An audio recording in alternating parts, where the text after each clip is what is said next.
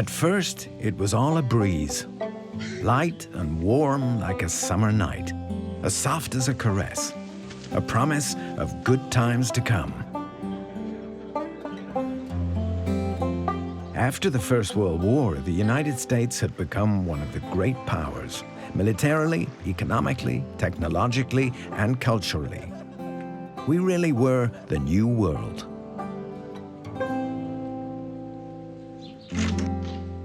Everything was modern. The machines, the medicine, the toothpaste, the jazz. Even the women were a little bit more free. Even the workers were earning a little bit more. That breeze was stirring the embers of prosperity. On Wall Street, on the stock market, shares were booming. We were all caught up in the rush. Take a gamble, just believe. We were all going to be rich and be happy.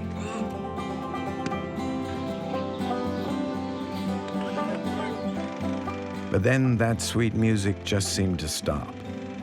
It was 1929, and the crash had begun.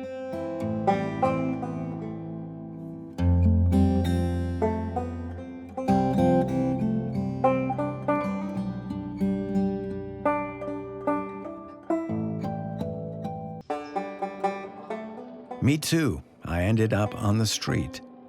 All that prosperity in the 20s had meant my parents could pay for my studies. But with the collapse of the farming sector, they just couldn't do it anymore.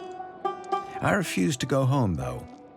I represented the American dream and all the promise of social emancipation. I wasn't going to have that dream turn into a nightmare for my folks. What I remember was the hunger. Terrible hunger, medieval hunger, like a weed growing in your guts and tearing them all up. I remember the Hoovervilles, those shanty towns that sprang up in the big cities like New York and Washington, named in mockery of our president, Edgar Hoover. The families thrown out of their homes by the banks, the folks out of a job, and me. We all took refuge there. They were a big mess of metal sheets with swinging storm lamps, all tied together with string.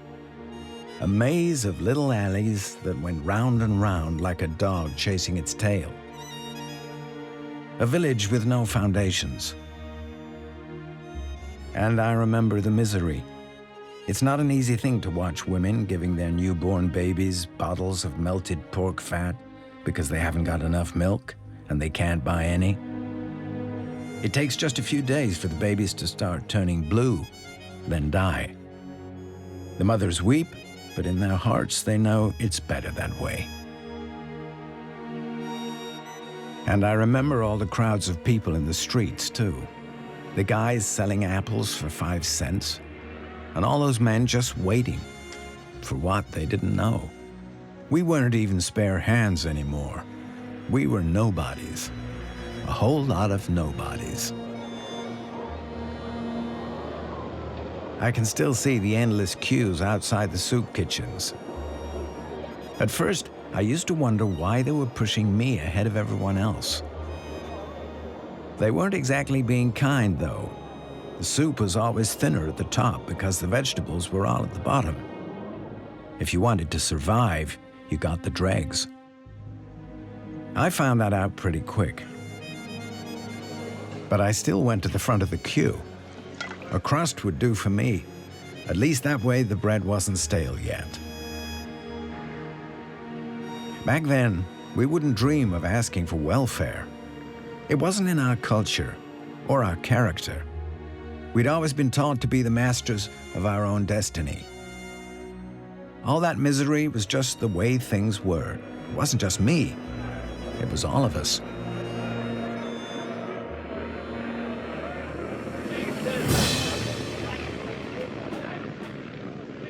But our distress turned to anger. In March 1930, 35,000 people took to the streets of New York to demand work and food. 1 year later, we marched on Washington, but the police prevented us from expressing our grievances to President Hoover. The guy seemed completely overwhelmed by it all. His fanatical optimism about the system, about the future, and his belief in a liberal economy, well, they were keeping his hands tied. By 1932, things were getting worse, and the anger was rising. I was still in Washington when 20,000 World War I veterans came to town. They called themselves the Bonus Army, and they wanted the bonus pay they'd been promised by the government. Hoover wouldn't pay them because it would bankrupt the whole country. The protests got nasty. So Hoover sent in MacArthur and his troops to run those old soldiers out of town. To disperse the crowds, they used tear gas for the first time.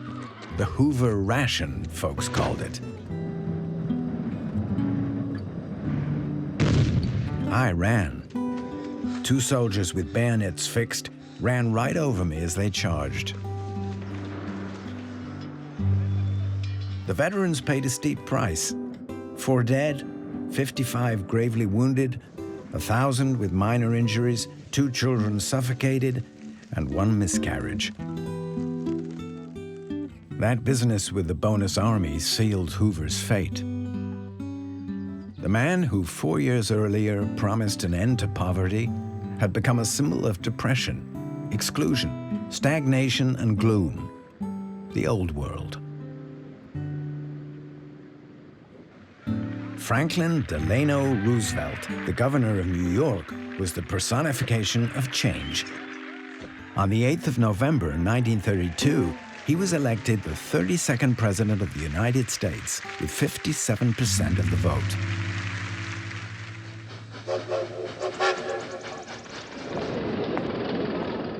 At the same moment, in Germany, Adolf Hitler and the Nazi Party won the general election.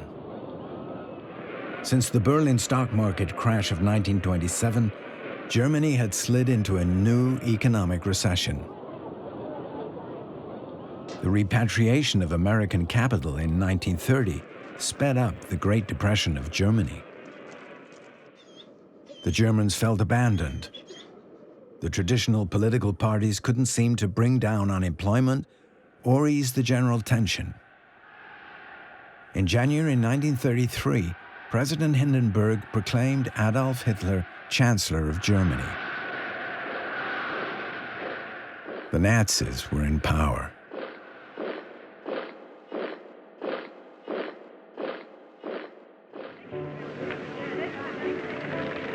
Two months later, I was there at President Roosevelt's investiture on the 4th of March, 1933.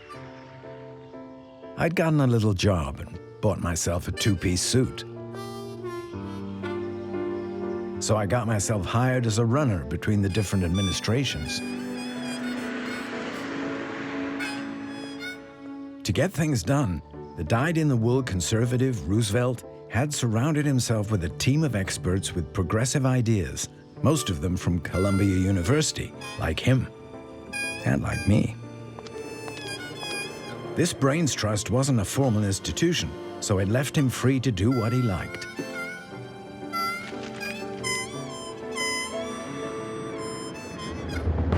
Roosevelt gave his team 100 days to transform America. They needed to act fast to show they were in control. Ordinary citizens were asked for their opinions. Their letters all got read. Oftentimes, some idea that the New Dealers thought was a good one would find itself enshrined in law within a matter of days.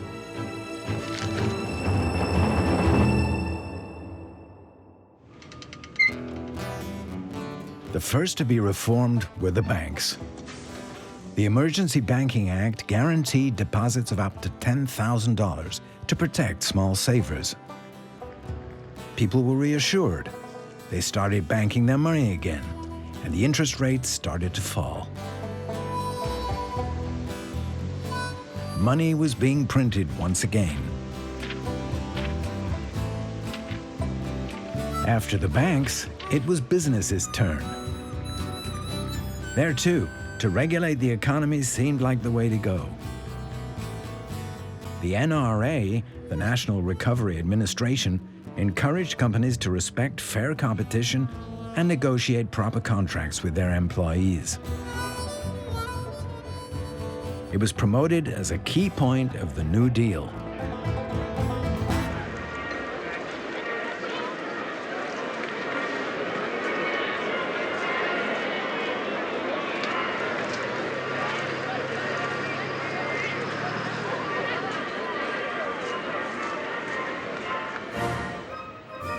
A public works plan was set up to fight unemployment. 4 million Americans found themselves back in work. The New Deal was going to build hydroelectric dams, nearly 1,000 miles of runways, 124,000 bridges, and 18,000 sports grounds. New highways would open up the countryside. The states were coming together.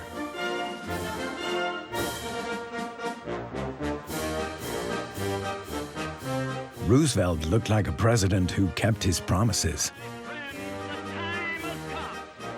And yet, to finance it all, he brought down the salaries of civil servants. And he authorized heavy cuts to the armed forces, research, and education. It still wasn't enough. So to raise new taxes on alcohol, in 1933, the Democrats put an end to prohibition, that symbol of the 1920s. Like all Americans, I raise my glass to that.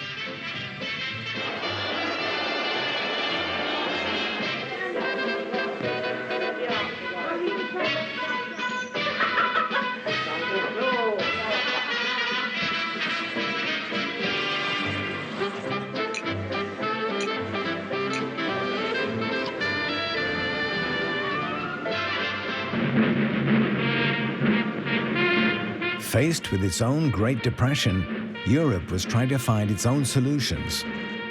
To reduce unemployment, Hitler's Nazi Germany and Mussolini's fascist Italy borrowed heavily to finance both public works and rearmament plans.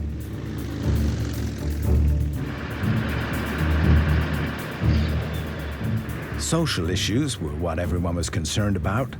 They created an ideological divide that was to prove crucial. On the one hand, Republican Spain, France, Great Britain, and the USA would face up to the crisis by means of democratic values. But the fascists, the Nazis, and the ultranationalists of Japan wanted to impose their totalitarian and racist regimes through discrimination, force, and violence.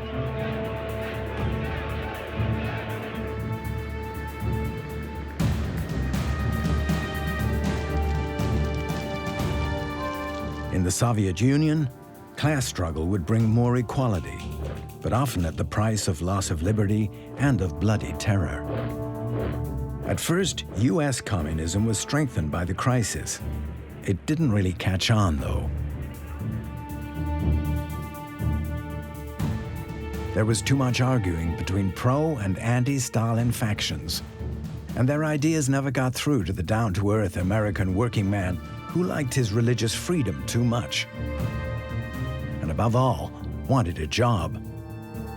Back then, only the New Deal could provide them one.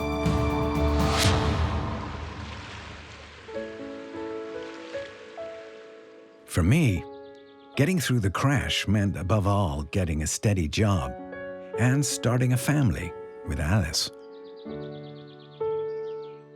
We'd met in 1935, and it was thanks to her that I got a position in the brand new Resettlement Administration. The brainchild of Rexford G. Tugwell, it was formed to help both U.S. farmers and migrant workers.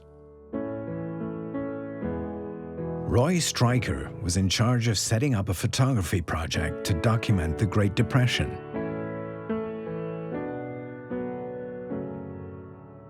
Roy Stryker kind of liked it that we had the same name, so he took on young Jeff Stryker as his assistant. Roy had gathered a terrific team of photographers around him. Dorothea Lange, Walker Evans, Marion Post Walcott, Jack Delano, Russell Lee, John Vachon, and of course, Arthur Rothstein. Arthur was my pal. The son of a Jewish emigre, a student at Columbia, he was only 20 when Roy gave him his first mission in Cimarron County, way out in West Oklahoma.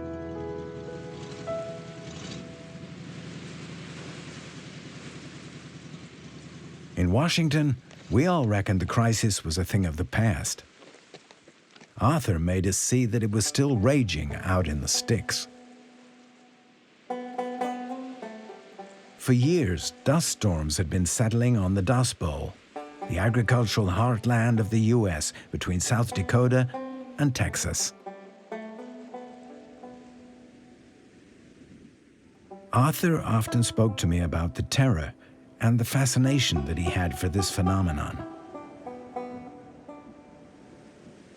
First, there would come this dull roar, like a distant thunder. Then the light would dim and disappear, and then came a wind that builds up like a whistling kettle.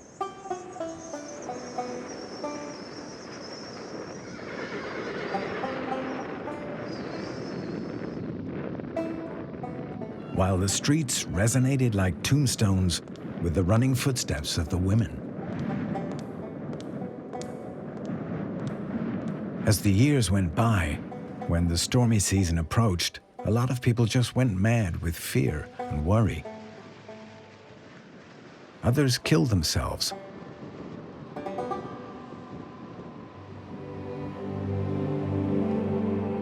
This natural phenomenon had in fact been caused by men. The land had been overworked throughout the 20s to keep up with rising consumerism, so it became impoverished and started to erode.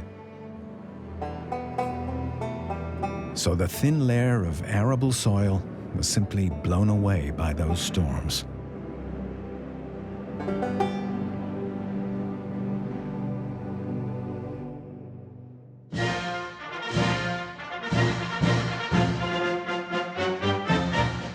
For Roosevelt, saving the farmers meant putting in place a federal environmental policy. To stop those winds, the government set up a program of afforestation and created a lot of national parks. And to carry out this enormous job, the Civilian Conservation Corps created jobs for 250,000 young unemployed men. It was a success. At the same time, engineers were trying to train farmers to cultivate their land along contour lines and even to practice direct sowing without plowing. It was a giant step for the science of ecology, but for the farmers, the harm had already been done.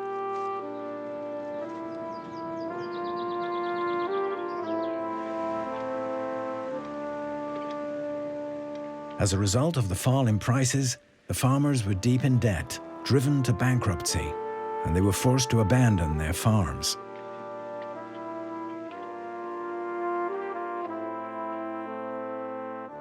Some of them even tried to move their houses, but ended up evicted by the banks, who were busy building a vast and cheap property portfolio. The New Deal had done its best to prevent these seizures by allowing debts to be restructured or by offering low-interest loans. But instead of going straight to the farmers, all that federal aid fell into the hands of the landowners. The newly homeless farmers filled their old Chevys with filthy mattresses and old blackened cooking pots and set off for California.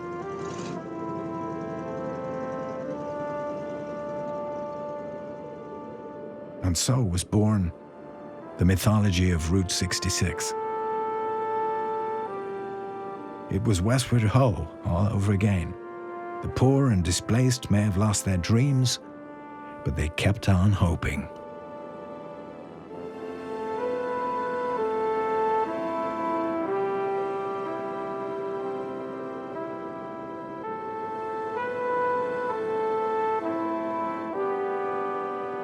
Those American migrants came to symbolize the whole Great Depression. Novelists like John Steinbeck in The Grapes of Wrath tried to tell their story. But it was the photographer Dorothea Lange who was the first to document this human migration. These images were proof. They were testimony. And that's why it was important for her to create series and not necessarily works of art.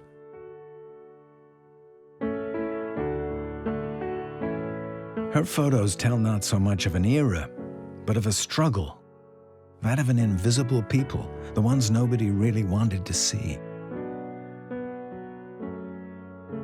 Dorothea gave those people a face. And it's so striking how those faces all leap out at us from the other side of the lens. They're challenging us.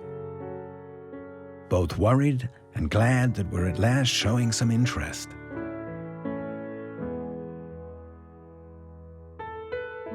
The photos were in the newspapers, and they really helped the New Dealers' cause. And Roy Stryker was making sure they were there to give a human face to every new government program. And to hell with any shots that didn't speak to him. He'd just stick a big hole in the negatives.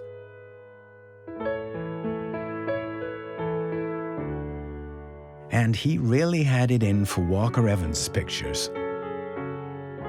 I'd swear he took pleasure in it. He reckoned the guy was too distant, too worried about his artistic career, to just blindly follow Roosevelt's political agenda. It was kinda true. But I've got no beef with Walker Evans. I was getting sort of fancy too. My wedding to Alice was my last shot at a bohemian blowout. We figured the good times were back and things were going to get better.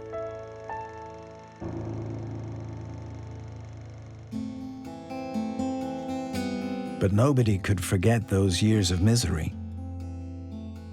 Like me, the New Dealers were all living in Georgetown, one of Washington's oldest and most run-down neighborhoods.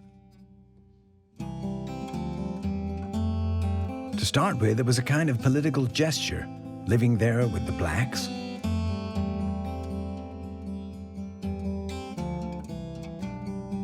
But we could afford to redo the houses. So the rents went up, and the blacks were all out of the picture.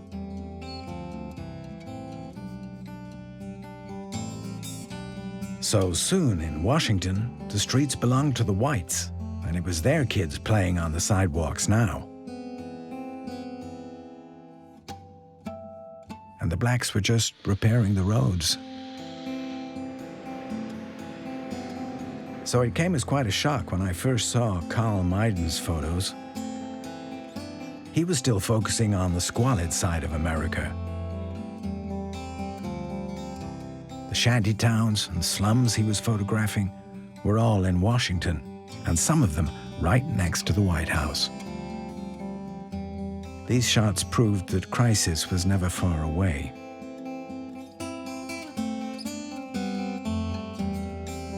In one of those photos, I spotted the son of one of my black neighbors who disappeared without leaving an address.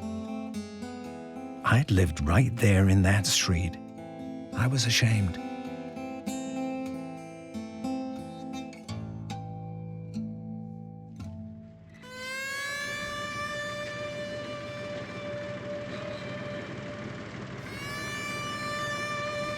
In 1935, even though things were getting better, life was still very difficult for most Americans.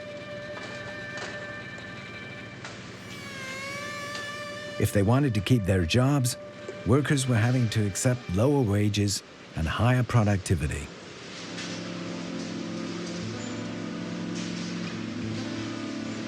People in the textile industry were having to turn out 60 stitches a minute, a rise of 30%, and their midday break was cut to just 5 minutes.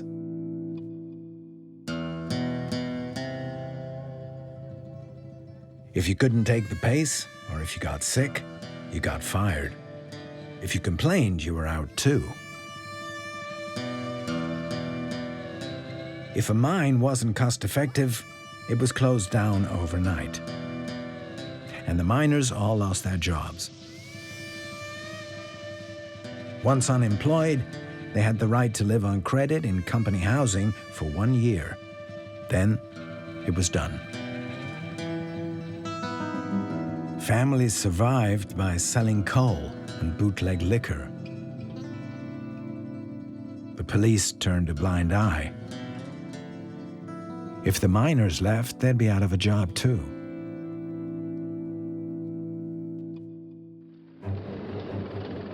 At the grassroots, the wildcat strikes were on the rise. United now in their misery, both blacks and whites took part, a new development. Instead of halting social progress, the 1930s strengthened the union movement. In 1935, the National Labor Relations Act defined the powers of the unions and of collective agreements.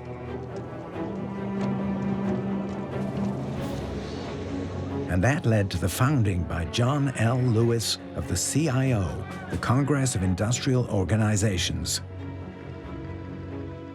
The CIO wasn't communist. It openly sided with the president and the Democratic Party.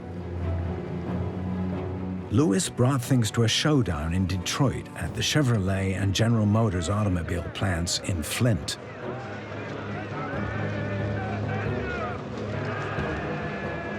With the support of the whole of America, strikers occupied their factories for 2 months. The workers elected a mayor and organized community life. Roy Stryker's photographs immortalized their struggle.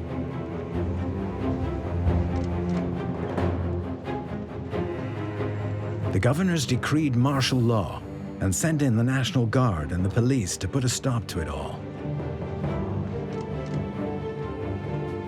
The bosses were threatening to relocate the works and giving double pay to the blacklegs who wouldn't strike. Their henchmen were even ready to kill hardcore strikers.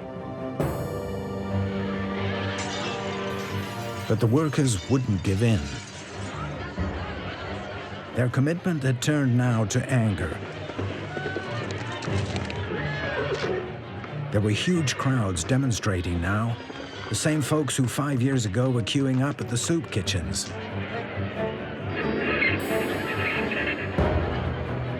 The victory of the Detroit strikers sparked off the idea that democratic progress was directly linked to social progress.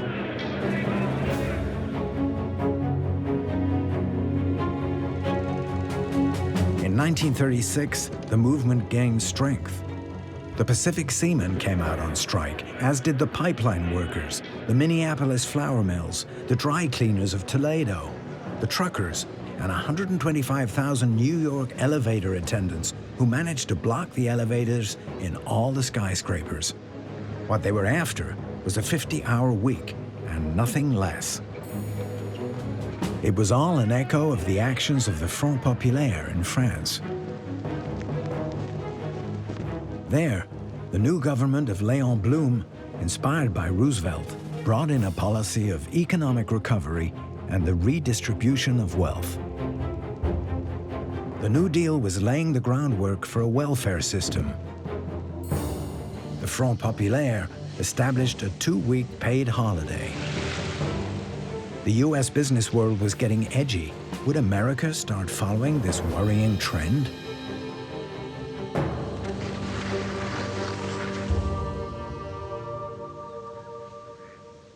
With elections approaching, Democrats in the southern states were concerned about the president's anti-segregationist sympathies. For their liking, the First Lady Eleanor Roosevelt was much too involved in the black rights associations. Every New Deal project had come out against discrimination. And Roy Stryker had commissioned several of his photographers to take a look at the situation of the blacks.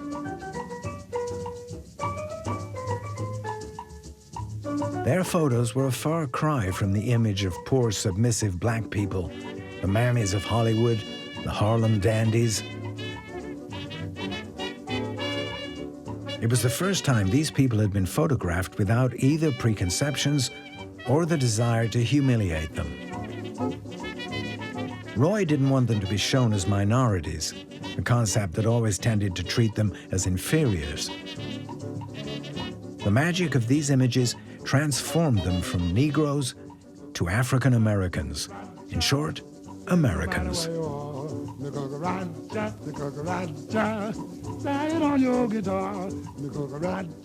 But they also opened up the whole debate about the question of race, which in its turn revived the forces of racism and the white supremacist movements.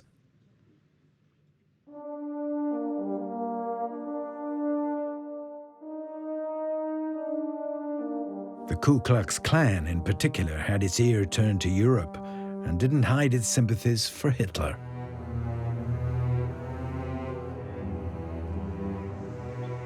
For a lot of Americans, the Nazis were both worrying and fascinating. In 1936, Fritz Kuhn created the German-American Bund. Demonstrations and holiday camps for the young all copied the Hitler Youth movement that in Germany all kids between 10 and 18 were obliged to belong to.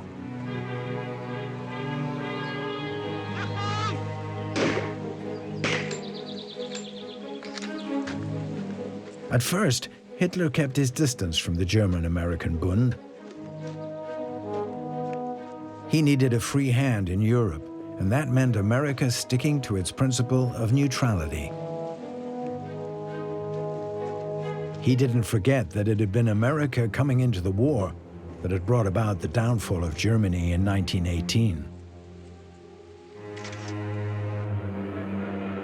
International conflicts and tensions were making their mark on America. A lot of young Americans signed up to the international battalions that went to the aid of the Spanish Republicans.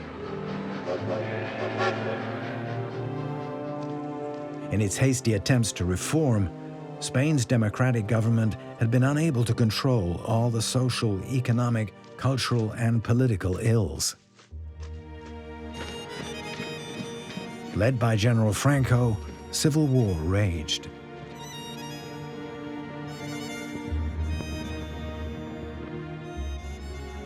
Following Mussolini's invasion of Ethiopia in 1936, the Negus, or King of Ethiopia, Haile Selassie, became, for African Americans, the symbol of black resistance to white colonization.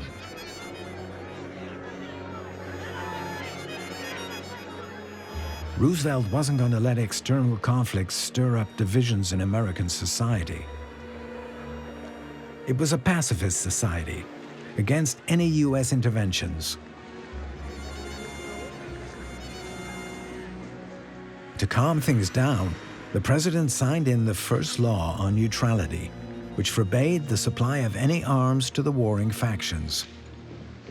Its main aim, though, was to preserve national unity.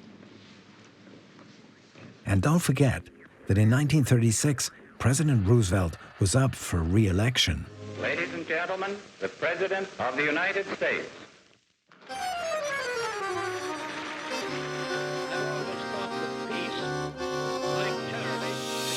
It was time to take stock.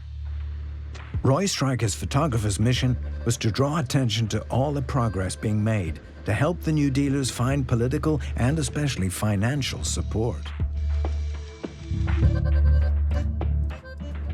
Dorothea Lange photographed the rural rehabilitation colonies.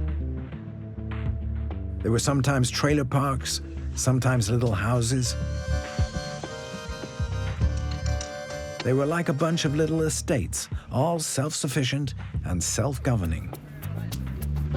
Folks there could find their bearings again, find some hygiene, health, the odd laugh, a bit of dignity, perhaps even a future.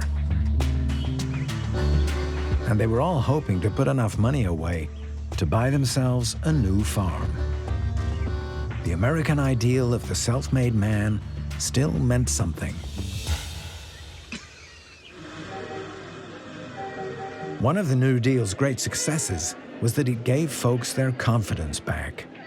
In 1936, industrial production levels went back up to 90% of what they'd been in 1929.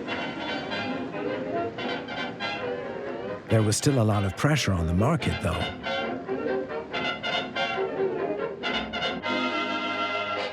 The federal programs had indeed reduced unemployment, but at quite a price. So Roosevelt decided to start dismantling them. There were a lot of polls, journalists and bookies all predicting defeat for the president. Indeed, his New Deal was in a bad way. The United States Supreme Court, very liberal and consequently in favor of free market economy, overturned several of the New Deal's flagship measures, such as the NRA. Roosevelt's adversaries all complained of his impetuousness, his recklessness. They went on about the New Dealers' reliance on propaganda and personality cults. The right-wing opposition compared him to a new Stalin, and the left reckoned he was a new Hitler. Never for a moment, though, had Roosevelt ever tried to either muzzle or eliminate his opponents. The United States had never been so democratic. And there'd never been so high a turnout as at these elections.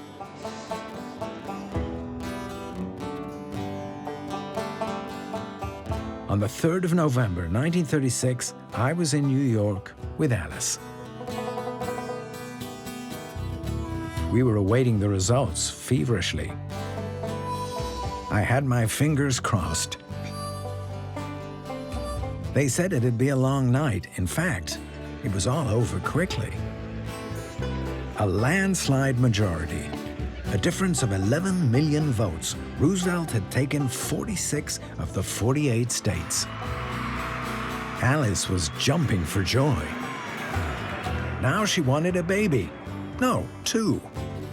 I was hugging her. I was so happy. 2 days later, on the 1st of November, the Rome-Berlin axis was proclaimed. The dictators were ganging up.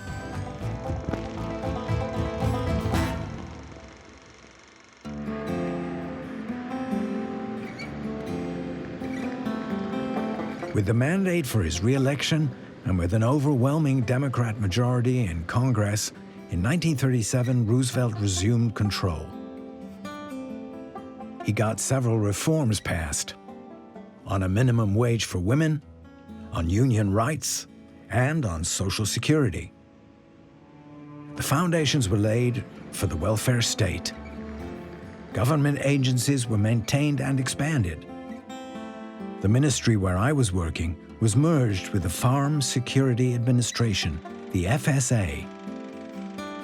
Roy Stryker's Information Division was maintained, and I got a promotion. However, a lot of the photographers from the old days left. Dorothea Lange had a book to do. And as for Walker Evans, he was preparing his own exhibition at the New York Museum of Modern Art. His leaving was what pushed the FSA into a more political stance. Walker Evans' photos, though, sure left their mark on the agency's image. The way he kept his distance and stayed neutral, his attention to everyday details, his desire to show the things people never noticed, They were the total definition of what it was to be a typical American.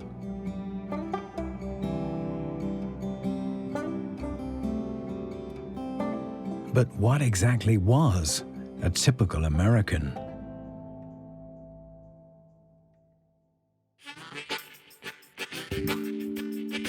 The New Dealers were peacemakers. They were always looking to reconcile people. That's why they had to find an identity that was both modern and for everyone. One in which every American could recognize him or herself. One we could all identify with. Mainstream culture, the day-to-day culture of ordinary people. The language of jazz, gangster movies, and folk music. It was like two riverbanks, cowboys on one side, Indians on the other. Like the foreheads of American presidents that we were busy carving out on Mount Rushmore. It was the rodeo. It was Tom Sawyer. It was America itself. It was the smell of cornbread on a Sunday morning, opening a can of soda, your lips freezing up in winter. It was New York hot dogs and California hamburgers. It was Mickey Mouse and all the Disney characters. It was bowling, baseball, basketball, American football. Most of all, it was a way of life, an attitude, the way you move, a way of hanging out and just being.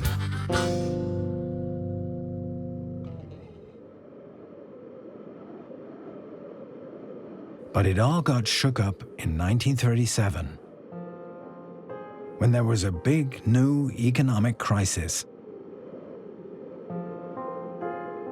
Once again, it was a stock market thing, and once again, it was really serious.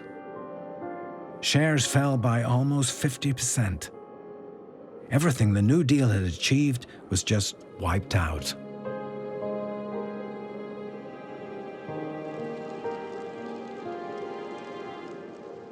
The whole mess resulted in a reduction of federal aid and public spending, and by taxes going up to fight inflation. Unlike back in 1929, this time the government acted fast. Roosevelt decided to massively increase public spending by $5 billion. He wanted to send agriculture shares up by cutting down on production. The milk, pork, tobacco, and cotton producers were the hardest hit. Out in the sticks, folks were furious. We were also convinced that the crisis had been overcome thanks to the New Deal. But this sudden recession showed how fragile we really were. Back in '29, I was on my own. This time, I was worried my whole family would be in the street.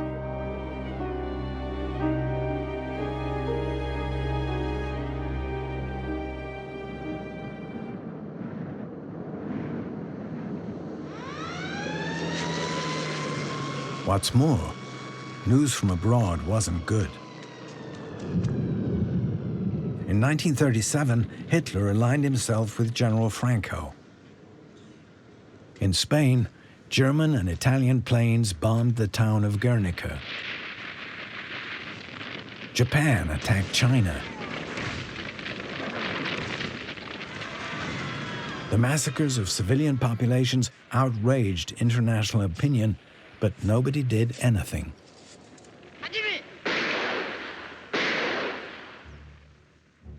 Roosevelt said he wanted to quarantine all the aggressor countries. A revision of the 1937 Neutrality Act, the Cash and Carry Clause, authorized aggressed countries to come and buy merchandise and then arms from the United States on condition they paid for them in cash.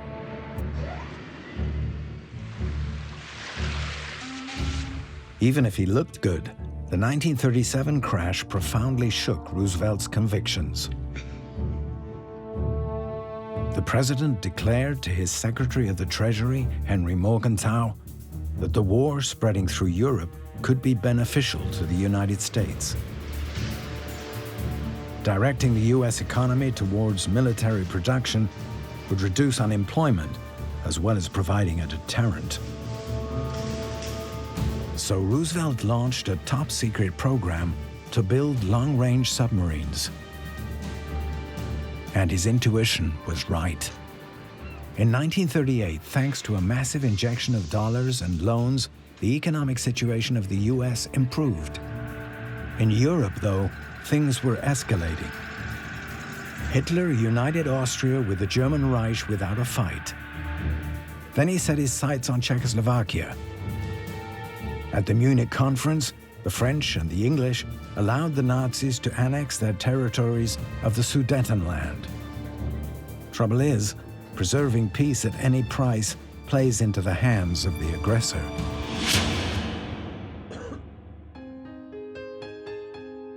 Hitler's success also influenced American public opinion. After the crash of 1937, more and more worried Americans were drawn to radicalism. On the 20th of February, 1939, at Madison Square Garden, 20,000 people gave the Nazi salute during a German-American Bund rally. Its leader, Fritz Kuhn, even described the New Deal as a Jew deal. Outside, Communist and Democrat protesters came to blows with the police. I was among them.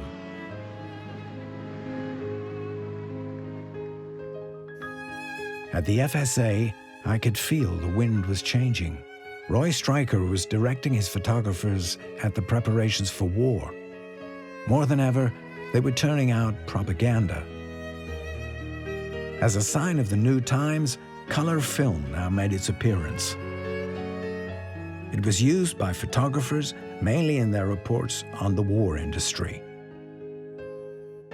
It looked to me like a turning point. The world of the dirty 30s had been a black and white world, although there were still shades of gray. The 40s were all in color, as seen in the first Technicolor film, Gone with the Wind.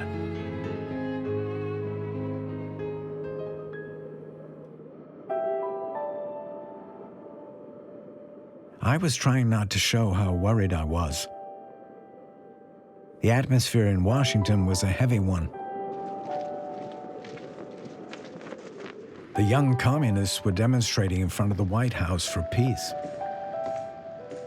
All the same, Stalin and Hitler signed on the 23rd of August 1939 a mutual non-aggression pact. Right away, the Nazis invaded Poland. The two hereditary enemies had been longing to tear it apart. France and England just couldn't stand by anymore. War was declared in Europe.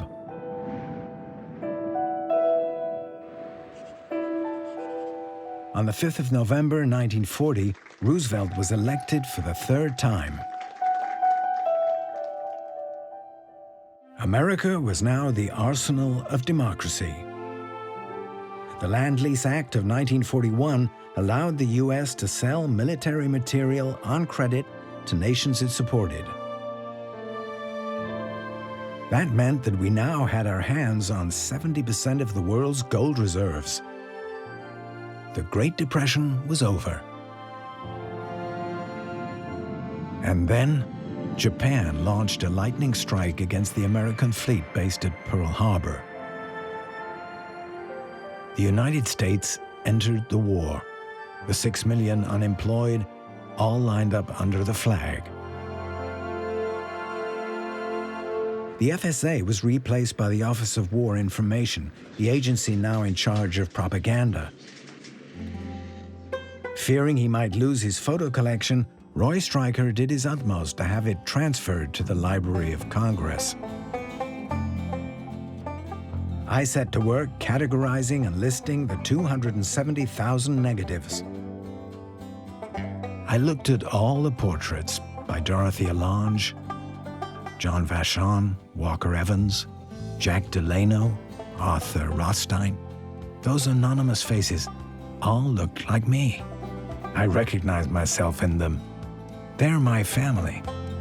They're my doubles. They're all my fears and my hopes.